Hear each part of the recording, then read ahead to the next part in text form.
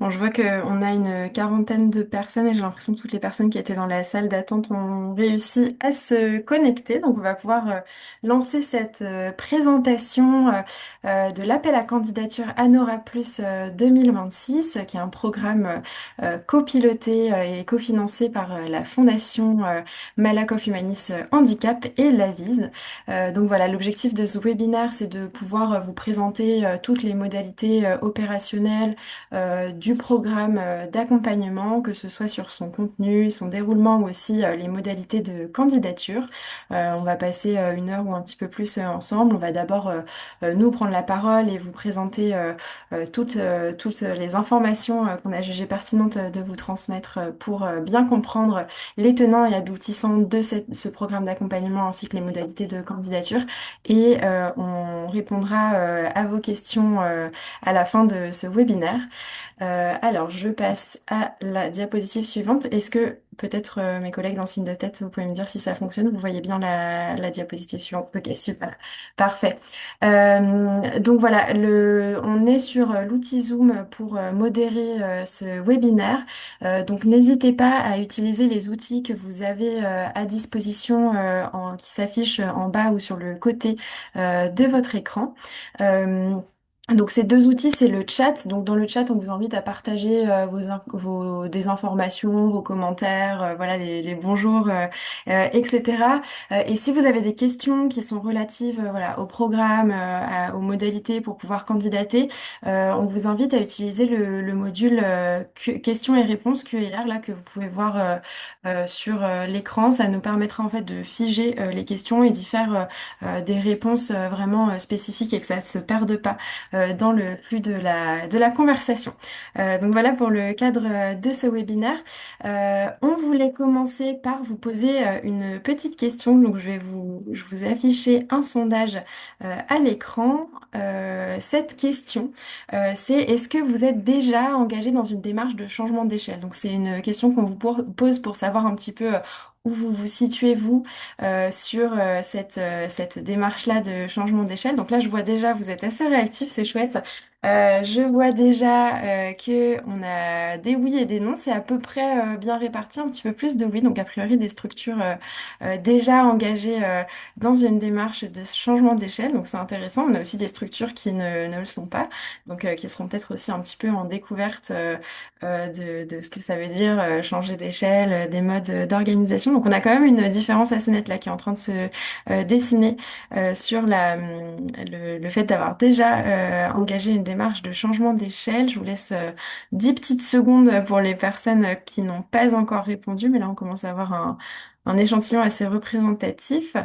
Alors, je mets fin au sondage et normalement, vous devez avoir les résultats qui s'affichent sur votre écran. Donc, intéressant de voir que on a une majorité de structures qui sont déjà engagées dans une démarche de changement d'échelle, mais on a aussi des structures qui ne le sont pas. Donc voilà, on va pouvoir s'adapter aussi un petit peu à ces informations tout au long du webinaire. J'arrête le questionnaire.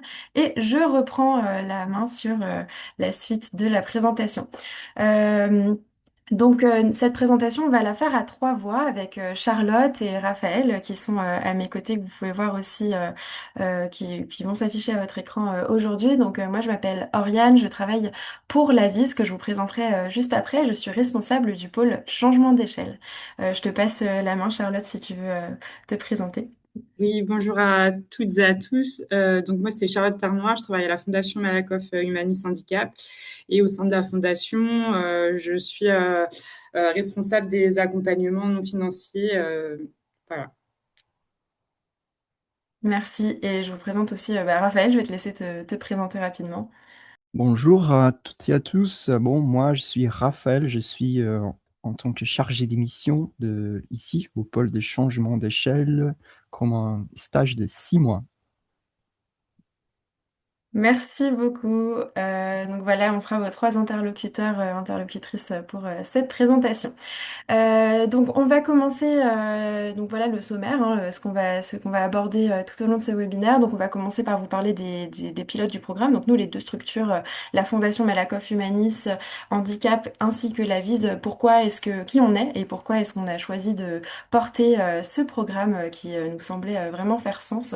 Les objectifs et contenus du programme, on va parler des critères d'éligibilité et des modalités de mise en œuvre de l'appel à projet. Et après, comme je vous l'ai dit, on aura ce moment un petit peu plus questions-réponses. Donc n'hésitez pas à poser encore une fois toutes vos questions au long de cette présentation dans le module Q&R, pardon, qui est à votre disposition. Donc tout d'abord une présentation des pilotes du programme et je te repasse le micro, Charlotte, pour présenter la fondation. Merci Ariane. Oui, donc je vais vous présenter la Fondation Malakoff Humanis Handicap pour ceux qui ne la connaissent pas déjà. Donc on est la fondation d'entreprise du groupe Malakoff Humanis qui a quatre grands engagements sociétaux, le handicap, le cancer, le bien vieillir et les aidants. Et donc le handicap est un des engagements sociétals majeurs pour le groupe.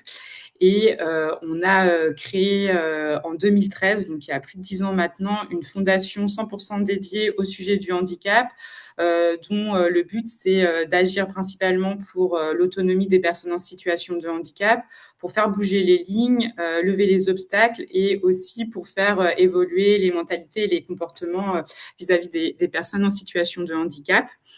On intervient alors historiquement sur deux thématiques qui sont l'accès à l'emploi et l'accès à la santé aux soins des personnes en situation de handicap. Et puis en 2019, on avait étendu notre champ d'action à deux autres sujets, la culture et le sport. Depuis donc 2025, depuis l'année dernière, on a rajouté un nouveau champ d'intervention pour la fondation, celui de l'éducation pour tous. Et au niveau de la fondation, on soutient des projets innovants, des projets duplicables, avec à la fois du soutien financier, c'est ce qu'on faisait de manière historique, et puis depuis quelques années, on a décidé d'étoffer notre proposition à destination des porteurs de projets en mettant en place aussi des accompagnements non financiers à destination des porteurs de projets. Euh, Au niveau de la fondation, on accompagne tout type de handicap et des projets à tout niveau de maturité. Donc, pas seulement des projets en changement d'échelle, même si aujourd'hui c'est l'objet de ce webinaire, mais on a aussi l'habitude d'accompagner des projets avec des niveaux de maturité moins importants, qui soient en ingénierie de solutions ou en expérimentation. Merci Charlotte. Et en ce qui concerne l'AVIS, donc nous, l'AVIS, on est une association d'intérêt général et notre objectif, c'est d'accompagner le développement de l'économie sociale et solidaire et de l'innovation sociale en France et en Europe.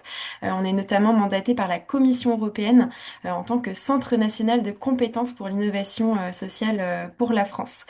On a quatre missions que vous voyez là qui sont affichées à l'écran. Notre première mission, c'est une mission d'outillage de toutes les parties prenantes de l'ESS. Donc pour ça, on a un site internet qui s'appelle avis.org et sur lequel on partage et on crée aussi de la ressource sur toutes les thématiques qui peuvent intéresser les parties prenantes de l'ESS. Donc à la fois sur le changement d'échelle et tous les volets que ça peut recouvrir, mais aussi sur la création de structure de l'ESS, sur la mesure d'impact. Voilà, on a vraiment l'objectif de pouvoir outiller le mieux possible les parties prenantes de l'ESS pour les accompagner dans le développement notamment de leurs projets, de leur structure. Notre deuxième mission, c'est une mission d'animation. On anime des communautés d'accompagnateurs et accompagnatrices de l'ESS et de l'innovation sociale qui sont présents dans les territoires. Donc on a par exemple là, en ce qui concerne ce qui peut plus vous intéresser, on anime un réseau qui s'appelle le réseau Résonance et qui réunit des accompagnateurs, accompagnatrices, des structures qui portent des programmes de changement d'échelle à envergure nationale et leur objectif, notre objectif, c'est de réussir à les accompagner dans leur professionnalisation, dans le fait de pouvoir proposer une meilleure réponse à leurs besoins. Et à ce titre, on est aussi opérateur national du dispositif local d'accompagnement, donc le dispositif d'accompagnement qui est dédié aux acteurs de l'ESS. Et notre objectif, c'est justement d'animer cette communauté d'accompagnement, de professionnaliser les accompagnateurs et accompagnatrices pour que, peu importe où on se situe sur le territoire, on puisse bénéficier de la même qualité d'accompagnement. La troisième activité qu'on a, c'est l'activité d'accompagnement. Donc là, le programme Anora Plus se met est sous cette casquette-là. Donc on porte plusieurs programmes d'accompagnement d'entreprises de l'ESS, des programmes plutôt d'envergure nationale. Par exemple, un programme qu'on porte la CAFET ces 10 ans l'année dernière, c'est le programme PINS qu'on coporte avec la Fondation Massif et qui traite aussi de thématiques de changement d'échelle, mais pas spécifiquement appliqué au handicap. Là, on va plutôt être sur de l'habitat, de la transition écologique juste. Et la dernière casquette, c'est qui est celle qui est souvent la moins connue par nos interlocuteurs, interlocutrices quand on présente ce type de programme, c'est la casquette de financeur, puisqu'on est organisme intermédiaire du Fonds social européen. Donc on a une enveloppe qu'on gère de Fonds social européen, on émet des appels à projets, et ces appels à projets, leur contenu est nourri aussi par les trois activités que je vous ai présentées juste avant, et après, voilà, on finance des projets, on contrôle que tout se passe bien, on accompagne aussi parce qu'on sait que le Fonds social européen, c'est aussi des enjeux de gestion qui sont assez élevés et ça peut être parfois un peu challengeant aussi pour les porteurs. Euh, on va revenir sur les objectifs et le contenu du programme et peut-être reparler, je te repasse la main, reparler de l'intérêt du partenariat. Pourquoi est-ce que la Fondation Malakoff Humanis Handicap et la VIS ont décidé de collaborer sur le programme Anora Plus? Oui, merci Ariane. Alors, comme je vous disais, la Fondation, ça fait plus de 10 ans qu'elle accompagne des projets dans le secteur du handicap. Et c'est vrai que on a commencé à acquérir une forte expertise dans l'accompagnement de ce type de projet. Et ce qu'on a pu remarquer, c'est que le stade ou la phase de changement d'échelle pouvait être un véritable défi pour les porteurs de projets, avec des nouvelles problématiques, des nouvelles questions qui pouvaient se poser, et que finalement le soutien pur financier n'était pas uniquement ce dont les porteurs de projets avaient besoin. Ils avaient aussi besoin d'autres types de ressources, d'autres types d'accompagnement. Et donc on a cherché à pouvoir répondre à ce besoin en montant un partenariat avec un expert de l'accompagnement au changement d'échelle. Alors, Oriane vous l'a dit, la VIS, ils ont quand même une forte expertise en termes d'ingénierie de ce type d'accompagnement. Et aussi, ils ont déjà mis en place des programmes axés changement d'échelle, pas forcément axé secteur du handicap, mais on s'est dit qu'on était complémentaires. Nous, on avait cette connaissance du secteur du handicap, la VIS avait cette connaissance de l'accompagnement et de l'ingénierie de programmes pour accompagner des structures qui étaient en phase de changement d'échelle. Et c'est comme ça qu'est né le programme Anora Plus, dont l'objectif est d'accompagner 8 projets qui portent des innovations dans le secteur du handicap et qui ont une volonté de changer d'échelle. Notre objectif à terme, c'est vraiment de pouvoir ensuite capitaliser sur toutes les bonnes pratiques pour changer d'échelle au niveau du secteur du handicap. Merci beaucoup Charlotte. Je reprends la main sur le programme. Donc ce qu'on vous propose dans le cadre de ce programme. Le programme Anora Plus, c'est un programme qui a pour objectif d'accompagner 8 structures sur 10 mois dans une démarche d'essaimage ou de diversification. L'objectif, c'est de pouvoir vous apporter un soutien qui est à la fois stratégique et opérationnel et de vous accompagner dans la rédaction d'un plan stratégique de changement d'échelle. Donc en fait, l'accompagnement qu'on va vous proposer tout au long des 10 mois du programme vous permettront de réfléchir sur la bonne stratégie pour changer d'échelle, que ce soit dans un cadre d'essaimage ou de diversification, de réfléchir à tous les freins organisationnels, les risques aussi que vous pourriez rencontrer en mettant en œuvre ce changement d'échelle. Et on aboutit à la rédaction de ce plan stratégique de changement d'échelle qui est en fait le plan d'action, la feuille de route pour pouvoir mettre en œuvre ensuite votre changement d'échelle. Mais comme vous allez le voir, il y a plein de sujets à traiter. Ceux qui sont déjà dans une démarche de changement d'échelle le savent. Il y a beaucoup de sujets pour pouvoir mener à bien un changement d'échelle qui soit pertinent, qui réussisse vraiment à augmenter l'impact de l'innovation sociale que vous avez porté et qui soit cohérent aussi avec le projet de la structure de manière globale. Et nous, de notre côté, dans le cadre du partenariat, comme le disait Charlotte, ce qui est intéressant, c'est de voir quelles sont les spécificités d'accompagnement au changement d'échelle des structures qui ont des innovations sociales qui se situent dans le champ du handicap et de réussir à capitaliser là-dessus pour pouvoir, in fine, permettre à ces innovations-là, sociales-là d'être mieux accompagnées avec des accompagnements un petit peu plus personnalisés par rapport à ces enjeux-là. Donc, quand on parle de changement d'échelle et donc d'essaimage ou de diversification, peut-être que la question qui se pose pour vous, c'est de quoi on parle finalement. Donc, voilà un petit schéma de présentation des stratégies qui sont couvertes par le programme. Donc, il existe plusieurs stratégies de changement d'échelle avec des typologies différentes et ce qu'on distingue, c'est notamment les stratégies individuelles des stratégies collectives qui ont chacune des enjeux, des modalités et des risques qui sont spécifiques.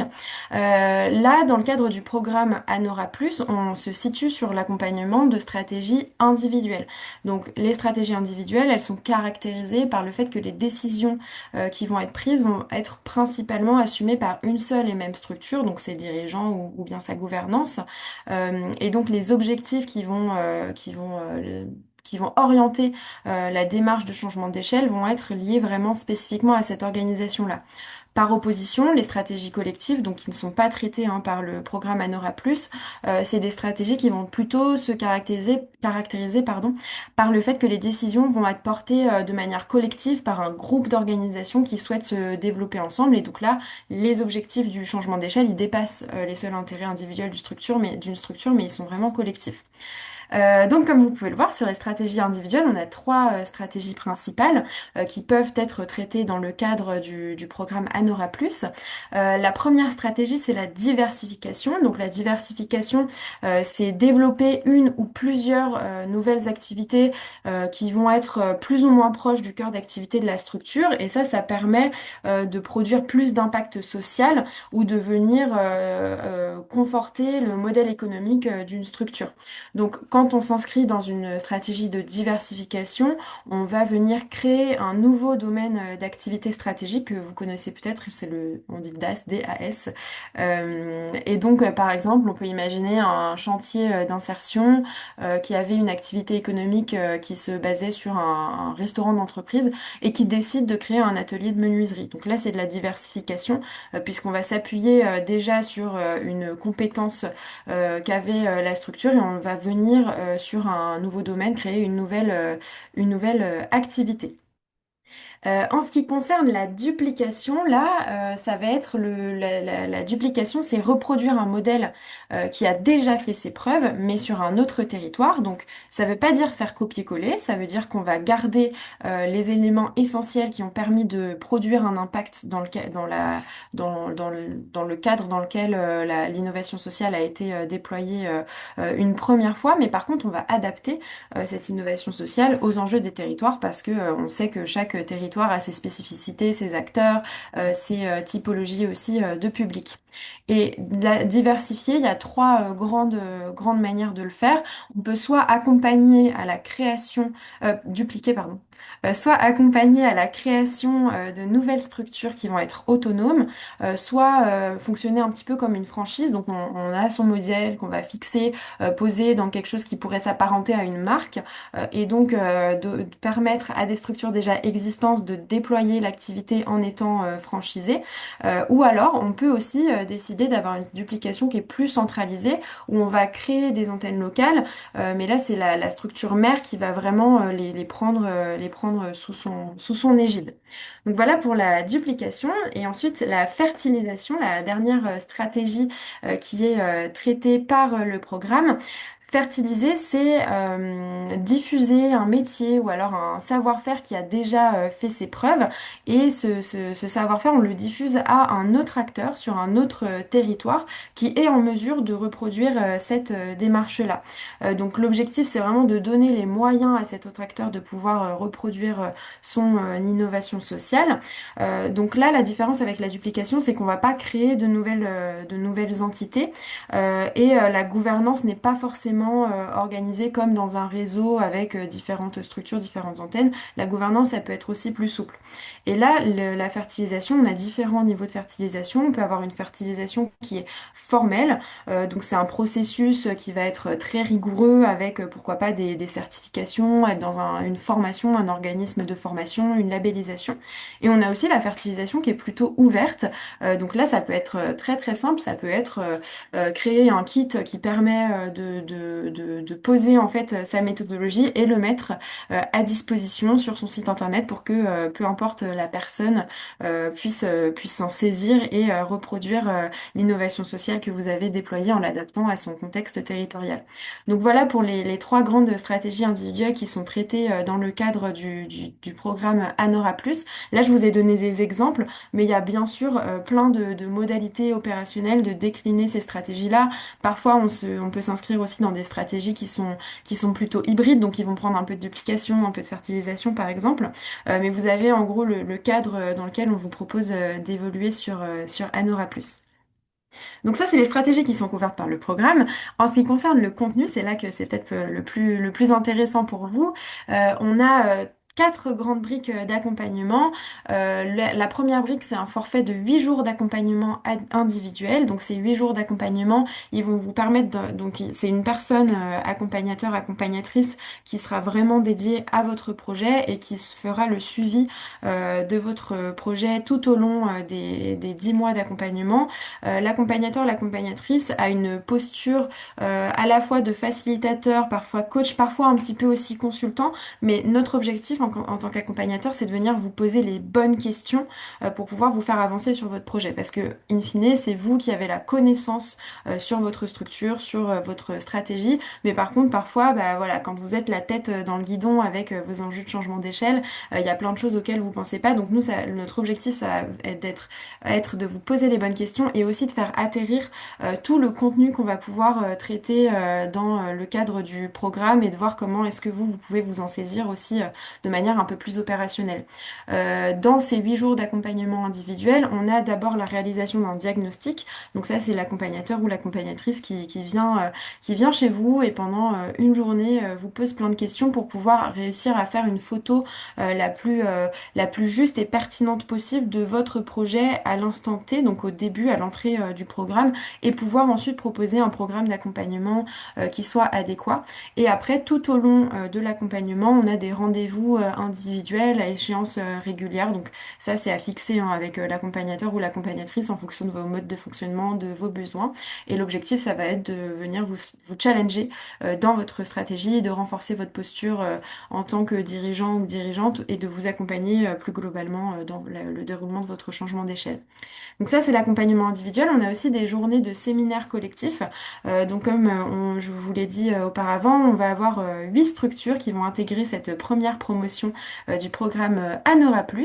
Et dans ce cadre-là, on a décidé de miser aussi sur le collectif. L'individuel, c'est très important, mais voilà, il y a des thématiques sur lesquelles vous allez tous et toutes travailler. Donc on va faire intervenir des experts, des expertes sur ces différentes thématiques clés de l'essaimage et de la diversification. Donc c'est 6 journées qui sont organisées en 3 séminaires de 2 jours et sur lesquels voilà c'est un moment aussi où vous pouvez échanger entre vous parce que vous allez avancer aussi sur parfois les problématiques qui sont un petit peu similaires. Voilà, on a envie aussi de miser sur le collectif pour cet accompagnement-là. On a à la fin du programme un temps fort de clôture, donc qui servira à valoriser les enseignements du programme, à vous aussi revenir sur tout ce que vous avez pu, le chemin que vous avez pu parcourir dans le cadre de ce programme.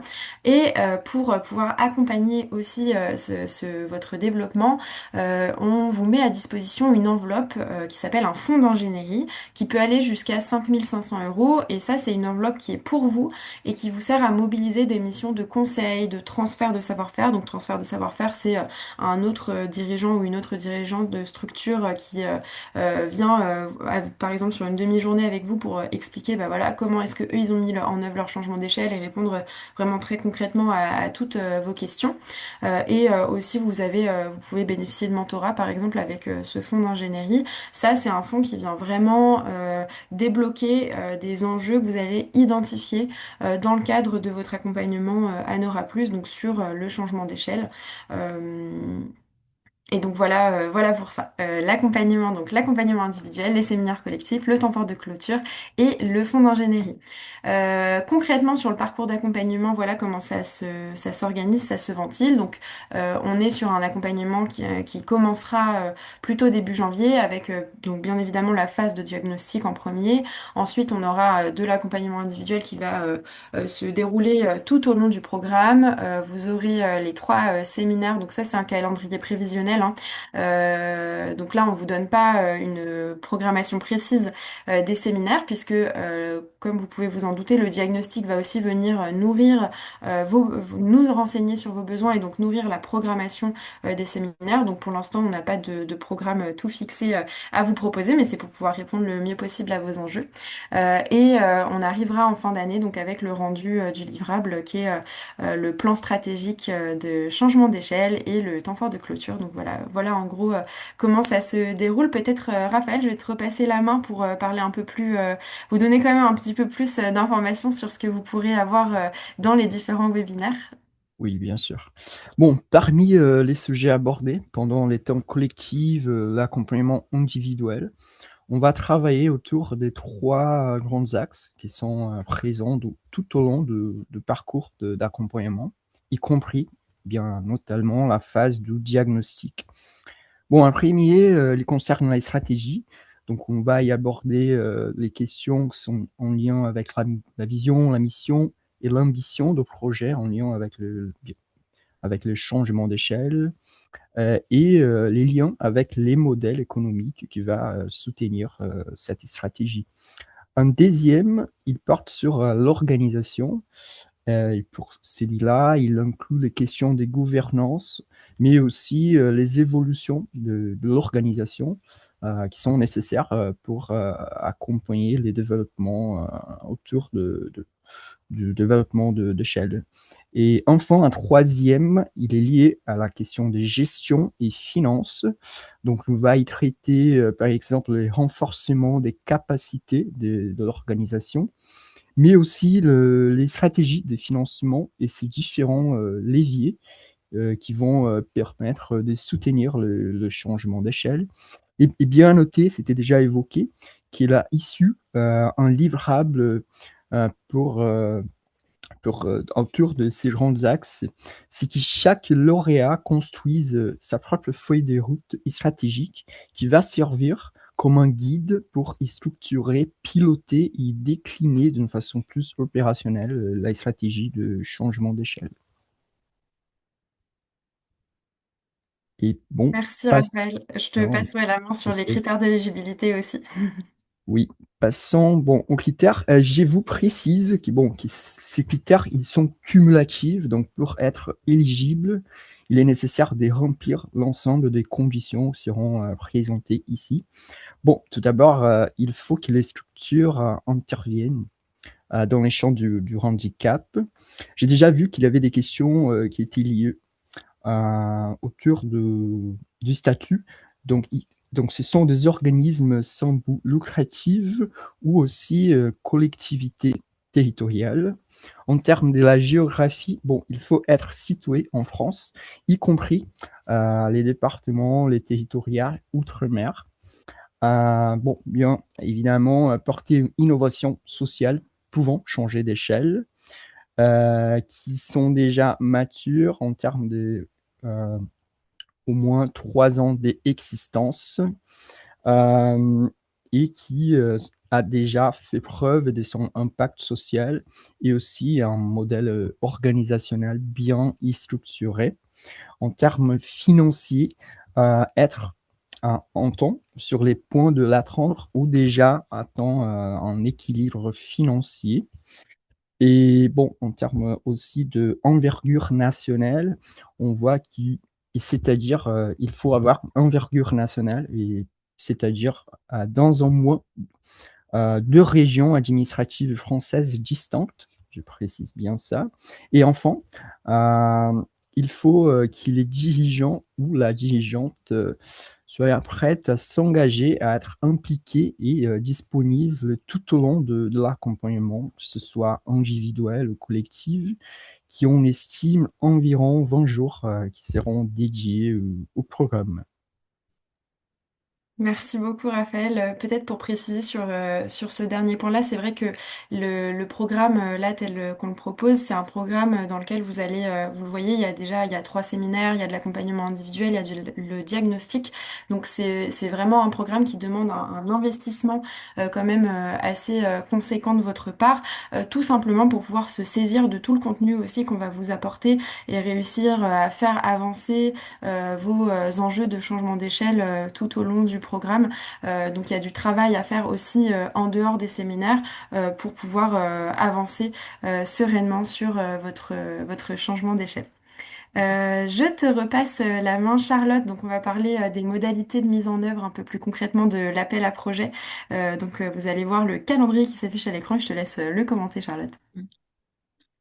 Oui, donc je vais vous donner un peu plus de détails sur le calendrier. Donc, pour pouvoir candidater, les candidatures vont être ouvertes aujourd'hui à partir de midi. Donc, vous allez pouvoir candidater sur le site internet de la Fondation. Vous verrez, il y a un article dédié. On pourra aussi vous remettre le lien dans le chat pour candidater. Donc, tout se fait via une candidature en ligne sur la plateforme numérique de la Fondation. Vous avez jusqu'au 30 juin minuit pour pouvoir candidater. Et puis ensuite, nous, on va passer dans une phase d'analyse des dossiers qui va être faite de manière conjointe entre la VISE et la Fondation, qui va durer en fait jusqu'à la fin juillet et qui va nous permettre de faire une première présélection d'une vingtaine de dossiers. Ces 20 dossiers qui vont être sélectionnés vont être amenés à répondre à un second questionnaire un peu plus détaillé qui va vous permettre de préciser un certain nombre d'éléments relatifs à votre changement d'échelle, à votre structure, à la façon dont vous êtes déjà organisé. Cette période pour répondre au deuxième questionnaire va durer tout l'été, donc à partir de la fin juillet jusqu'à la fin septembre. Et puis, à l'issue de cette deuxième phase et d'une nouvelle période d'analyse pour la Fondation et la VISE, 12 projets vont être sélectionnés. Ce sont ces 12 projets-là qui vont passer devant un jury. Donc, il va y avoir un jury qui va être composé à la fois de personnes qui sont membres de la Fondation Malakoff Humanis, qui sont membres de la VIS, enfin des gens qui ont l'habitude de sélectionner ce genre de projet. Ils connaissent bien les enjeux de changement d'échelle. Pour pouvoir passer devant le jury, vous allez avoir une phase de préparation au jury avec un nouveau webinaire de préparation qu'aura lieu la première semaine de novembre. Et puis les jurys en tant que tels, donc vous serez amené à vous déplacer, à venir à Paris pour présenter pitcher votre projet devant le jury en présentiel. Ils auront lieu les 1er et 2 décembre 2026 pour qu'au final, l'annonce des lauréats soit faite à partir du mois de janvier. Et puis ensuite, on pourra commencer le programme d'accompagnement avec une première phase, comme Oriane vous l'a présenté, avec un diagnostic de chacune des structures lauréates. Merci beaucoup, Charlotte. On arrive à la fin de cette présentation. Je vois qu'il y a quelques questions déjà dans la boîte QNR. Le temps juste de l'afficher. Donc, je vois la première question de Laure Béret. Est-ce que le projet peut être porté par deux personnes qui se relaient aux besoins ou est-ce qu'il peut y avoir une personne dédiée? Alors, moi, ce que j'entends, c'est peut-être la participation au programme. Est-ce que ça peut être deux personnes qui se relaient? Oui, donc nous on incite par ailleurs à former des binômes pour participer au programme. Ça permet un meilleur suivi et puis ça peut arriver qu'il y ait une personne qui voilà, tombe malade le jour du séminaire peu importe. C'est aussi intéressant d'avoir deux personnes qui participent au programme pour vous, puisque, comme on vous l'a partagé juste avant, il y a beaucoup de contenu qui va vous être transmis lors des séminaires. Et en général, les participants, participantes à nos programmes sont très contents d'être deux pour pouvoir en fait faire atterrir tout ça ensuite pour leur structure. Donc ça veut dire échanger et avoir été deux à prendre des notes, à avoir une réflexion et ensuite transmettre aussi à deux auprès des autres membres de la structure ou alors du réseau qui existe ou pas. Donc voilà, on incite à avoir deux personnes. Après, on a aussi des modèles et ça c'est à discuter où on a une personne qui est vraiment qui suit le programme tout au long du parcours d'accompagnement, qui est présente à tous les rendez-vous. Et après, lors des séminaires, quand on traite des thématiques qui peuvent intéresser plus particulièrement une expertise qu'ils ont au sein de leur structure, avoir une deuxième personne qui vient avec cette casquette voilà, RH, modèle éco. Voilà, mais en tout cas, un duo, c'est vraiment ce qu'on recommande. T'hésites pas, Charlotte, si tu as des compléments à apporter. Faut-il déjà être présent dans plusieurs régions pour candidater ou ce type de projet est-il éligible pour une première duplication? Ce type de projet est éligible pour une première duplication. Le seul critère en termes, je vais vous réafficher les critères par ailleurs. Voilà. Le seul critère en termes de région, c'est de se développer dans au moins deux régions administratives distinctes. Mais sinon, si c'est votre première duplication, vous êtes tout à fait éligible pour le programme. Alors, j'ai eu la question là. Une fédération nationale de personnes handicapées sans salariés souhaitant répondre à ce programme est-elle éligible? Euh, je vois que tu réagis, Charlotte. Je ne sais pas si c'est que tu veux prendre la parole. Oui, je veux bien prendre la parole. Ouais. Le sujet, c'est pas tant que vous êtes une fédération nationale, c'est plutôt que vous n'avez pas de salariés. Et donc, pour pouvoir participer à un tel programme, ça nous paraît quand même plus compliqué de pouvoir participer à un programme sans avoir une personne salariée. Vous voyez, c'est quand même un temps conséquent à consacrer. On est sur environ 20 jours à dédier au programme. Et aussi pour nous, en tout cas quand on analyse les dossiers, quand on voit que la structure est sans salarié et qu'elle veut mettre en œuvre un changement d'échelle, on se dit que la structure est peut-être un peu en risque si elle a pas de salarié à date. Je, Oriane, je te laisse peut-être compléter, mais Ouais, tout à fait. Je sais pas si mon micro est encore allumé. Oui, j'arrive pas. Oui, trop bien, très bien. Voilà, je rejoins tout à fait Charlotte sur cette analyse-là. Après, on a déjà eu, nous, côté Avis, des exemples de structures qui n'avaient pas de salariés et pour lesquelles ça a très bien fonctionné, mais c'est quelque chose, quand on voit qu'il n'y a pas de salariés, on va aussi faire attention s'il y a des personnes qui sont vraiment en capacité de porter. Je vous fais un exemple. On avait une structure il y a maintenant 2 ans qui était sur un autre programme d'accompagnement. Il n'y avait pas de salariés, mais c'était que des retraités. Donc, ils avaient beaucoup de temps à dédier au programme. Ils étaient très investis. Donc là, il n'y avait aucun souci pour le portage. Par contre, parfois, on voit des structures qui fonctionnent uniquement sur le bénévolat et où, en fait, les personnes qui pourraient participer au programme travaillent, en fait, avec une autre profession. Et là, c'est un petit peu plus difficile de porter la participation au programme. Donc voilà, pas de réponse nette à vous apporter là-dessus, mais quand même un point de vigilance sur la capacité à dégager du temps pour participer au programme. La prochaine question, c'est le fonds d'ingénierie. Sur le fonds d'ingénierie, est-ce que vous avez un pool d'experts et d'expertes à soumettre, proposés aux associations? Oui, tout à fait.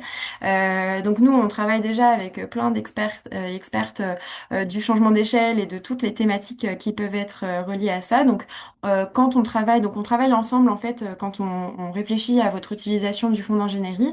On va réfléchir tout au long du programme hein, sur vos besoins et au moment où on se pose, on va co-rédiger un cahier des charges pour être sûr de bien répondre à tous vos enjeux. Et ce cahier des charges, on va le partager en général, on le partage à trois prestataires potentiels pour pouvoir faire une mise en concurrence et être sûr d'avoir des propositions différentes qui répondent bien à vos besoins.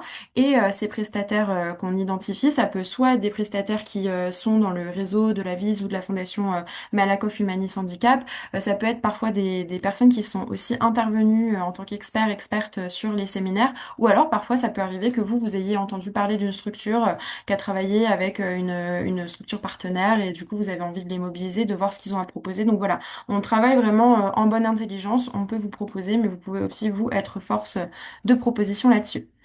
Question suivante de Stéphanie Roland-Gosselin. Comment se passe l'accompagnement? Est-ce que c'est en présentiel ou en visio?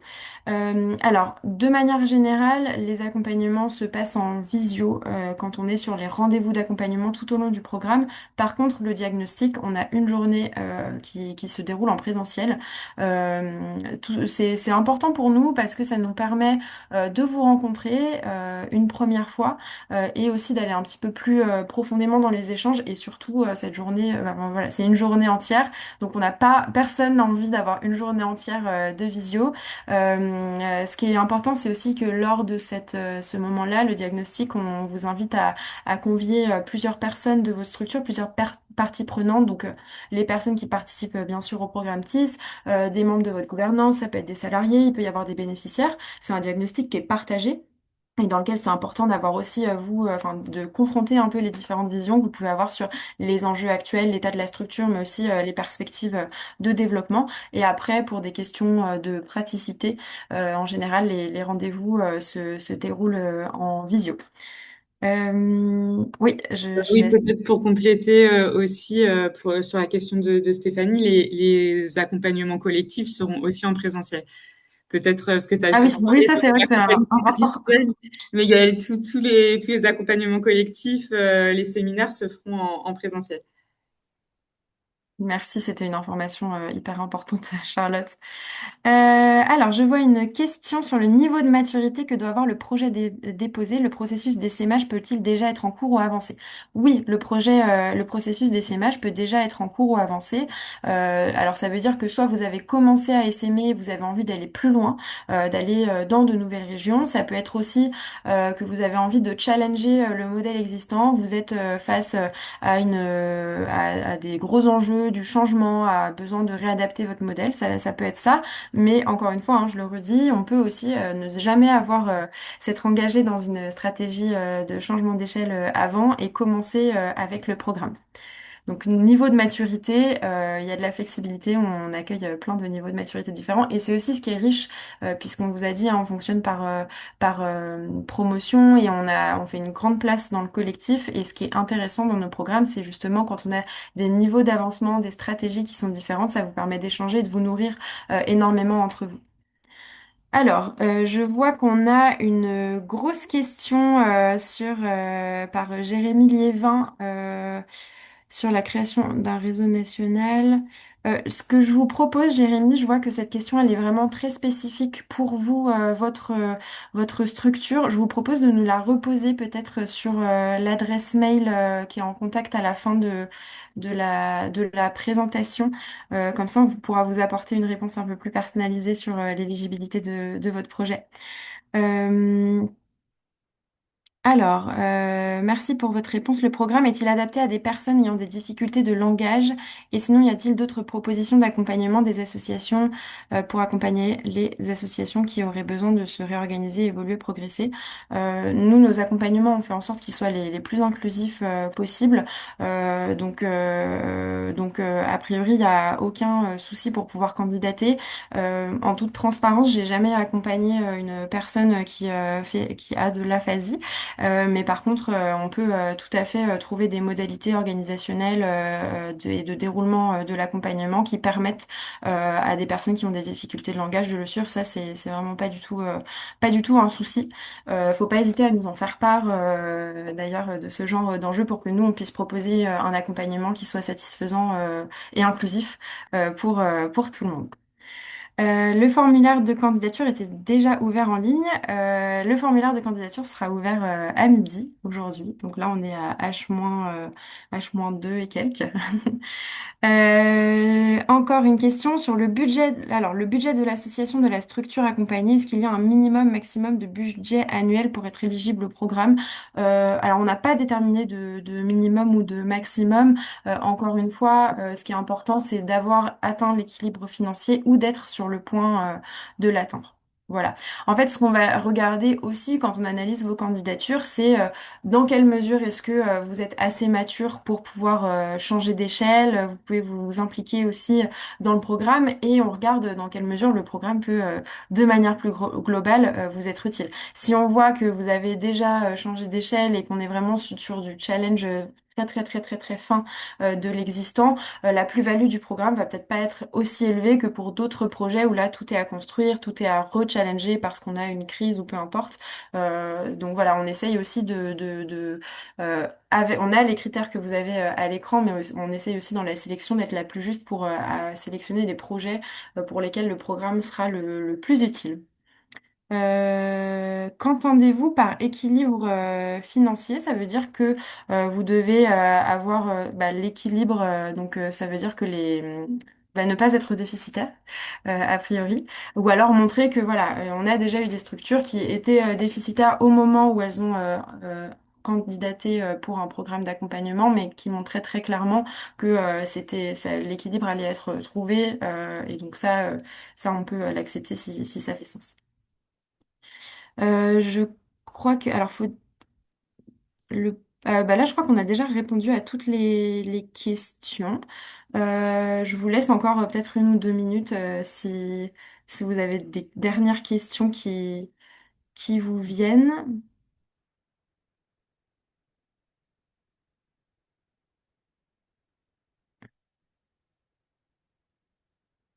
Alors, n'oubliez pas de bien utiliser la boîte questions et réponses.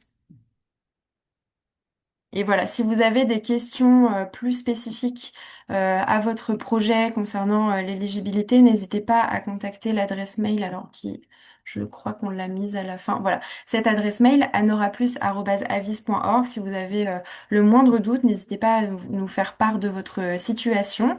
Et comme ça, on pourra répondre de manière un petit peu plus individualisée à toutes vos questions. J'ai pas de nouvelles questions qui s'affichent dans la boîte questions et réponses. Je crois qu'il y a des questions dans le chat, en fait. Ah, ah oui, Ouais. là je vois. D'accord, ok. Euh,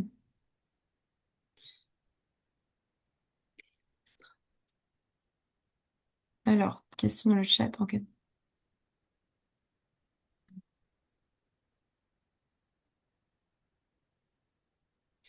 Euh,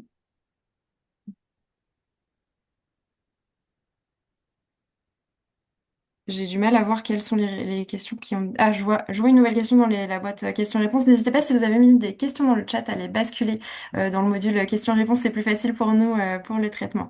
Euh, Les frais engagés lors des réunions par les provinciaux, routes et hébergements sont-ils pris en charge? Euh, je te Oui, laisse. c'est bon. Ouais. Oui, bonjour Laurent, c'est bien le cas.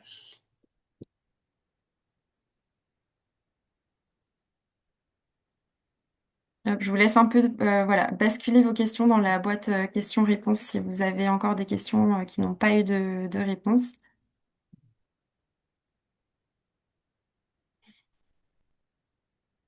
Je vois une question sur la fertilisation. En cas de fertilisation, pour les critères d'éligibilité, il faut donc déjà que d'autres structures dans 2 régions différentes se soient saisies du modèle.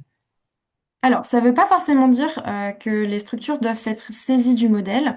Ce qui est intéressant pour nous, c'est alors soit de nous démontrer, quand on va analyser vos projets, on a deux éléments sur la dimension de développement régional qu'on va analyser. C'est vous, d'un côté, est-ce que vous avez identifié des régions sur lesquelles il y a des besoins particuliers et vous trouvez que c'est pertinent de vous développer? Ou est-ce que tout simplement il y a des structures, des acteurs qui vous ont contacté parce qu'elles sont intéressées par votre innovation sociale et qui souhaiteraient développer ça.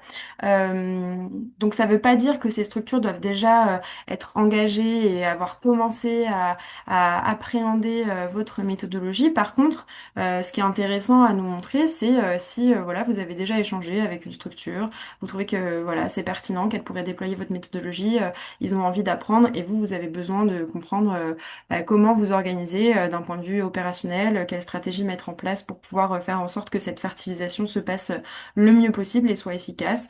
Ça peut être aussi on a aussi parfois des candidatures avec des projets qui sont très très très sollicités pour déployer leurs projets sur d'autres régions. Donc il y a aussi des questions de comment est-ce qu'on va faire pour traiter les candidatures parce qu'on peut pas, enfin eux pour eux, hein, comment ils traitent ces candidatures-là parce qu'ils peuvent pas, ils sont pas nécessairement en capacité de répondre à tout le monde, donc des enjeux de sélection. Donc voilà, en tout cas, la réponse, c'est qu'il n'y a pas forcément besoin d'avoir déjà une démarche formalisée de fertilisation pour candidater au programme, au contraire. Euh, alors, comment la diversification s'articule-t-elle avec la nécessité de déploiement sur de nouvelles régions? C'est vrai que le déploiement sur de nouvelles régions est plus parlant dans le cadre de l'entrée dans une stratégie d'essaimage.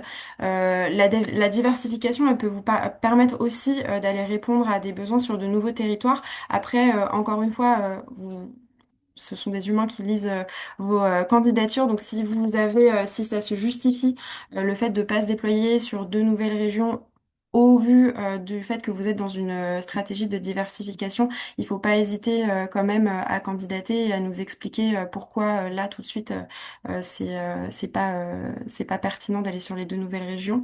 euh, Principalement pour cette stratégie de diversification-là. Sur la stratégie de duplication et de fertilisation, on est un petit peu plus strict sur les régions. Mais en tout cas, très bonne question. J'ai pas de nom qui s'affiche. Euh, le fait d'avoir déjà été soutenu par Malakoff est-il un avantage sur la cohésion d'un changement d'échelle dans la pertinence de notre stratégie? Alors, j'ai du mal à saisir ce que vous entendez par la cohésion d'un changement d'échelle. Euh, Globalement, je pense pas qu'on s'inscrive dans une perspective de favorisation des projets qui sont déjà soutenus par la Fondation Malakoff Humanis Handicap. Euh, l- donc voilà, c'est ce qu'il faut nous démontrer, c'est que votre projet est pertinent, que c'est le bon moment pour vous pour changer d'échelle, que vous avez des structures qui sont intéressées ou en tout cas des perspectives intéressantes de développement et que vous avez fait preuve de concept. Je confirme ce que vient de dire Oriane. Le programme est bien ouvert à la fois à des porteurs de projets qui auraient été soutenus par la Fondation, mais aussi à des porteurs de projets qui n'ont jamais été soutenus par la Fondation. Et il n'y aura pas un privilège de l'un par rapport à l'autre. Pas de souci pour candidater si vous n'avez pas déjà été soutenu par la Fondation. Je reprends une question suivante. Le critère d'éligibilité d'envergure nationale est le seul qui ne serait pas adapté à notre projet. Nous sommes plutôt à l'échelle d'un territoire. Nous sommes en ESA de transition avec des plateformes d'apprentissage pour accompagner les personnes en situation de handicap à se former et trouver des emplois dans le milieu de droit commun. Euh, alors, je relis la question pour être sûre de bien comprendre. Donc là, vous avez pour objectif de vous développer, mais à l'échelle de votre territoire. J'ai du mal à voir du coup, la dynamique de changement d'échelle dans votre question, si vous voulez préciser, ou si vous avez besoin voilà, de plus parler de votre cas précis, n'hésitez pas à nous contacter sur l'adresse mail anoraplus@avis.org. Voilà, là, on essaie de répondre aux questions qui sont un petit peu plus d'envergure générale. Ok, très bien, super. Je vois que c'est noté pour le mail. Merci beaucoup. Et s'il y a des dernières questions, voilà, on vous laisse encore une ou deux minutes pour pouvoir nous les poser.